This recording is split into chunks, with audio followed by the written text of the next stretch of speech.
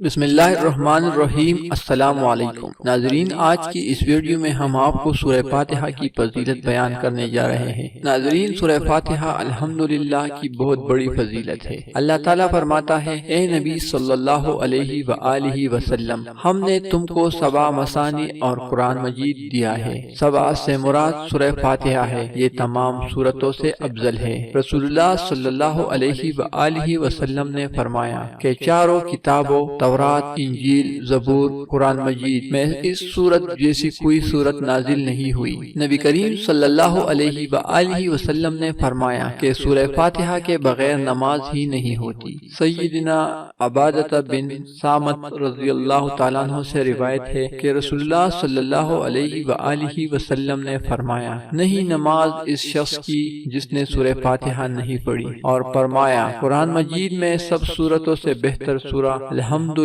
رب العالمین ہے۔ سیدنا صائب بن یزید رضی اللہ تعالیٰ عنہ روایت کرتے ہیں، رسول اللہ صلی اللہ علیہ وآلہ وسلم نے مجھے سورہ فاتحہ پڑھ کر دم کیا۔ رسول اللہ صلی اللہ علیہ وآلہ وسلم نے اس سورت کو رقیہ منتر فرمایا۔ ایک صحابی رضی اللہ تعالیٰ عنہ نے سام کے کاٹے ہوئے آدمی پر دم کیا تو اللہ تعالیٰ کے حکم سے وہ اچھا ہو گیا۔ نبی اکرم صلی اللہ علیہ وآلہ وسلم نے فرمایا، سورہ فاتحہ ہر بیماری کے لیے شفا ہے۔ ایک مقام پر رسول اللہ صلی اللہ علیہ وآلہ وسلم نے فرمایا، قرآن سب دواؤں سے بہتر دوا ہے۔ رسول اللہ صلی اللہ علیہ وآلہ وسلم نے فرمایا، جب تو نے سورہ فاتحہ اور قل هو اللہ احد پڑھ لیا تو سوائے موت کے ہر آفت سے مان ہو گیا۔ سورہ فاتحہ کی خاصیت، سورہ فاتحہ کی خاصیت یہ ہے کہ ہر بیماری کے لیے باعث شفا ہے۔ وبا، طاعون زدہ پر بسم اللہ اور الحمدللہ دو مرتبہ پڑھ کر دم کرنے سے اللہ تعالیٰ کے حکم سے بہت جلد شفا ہوگی۔ علامہ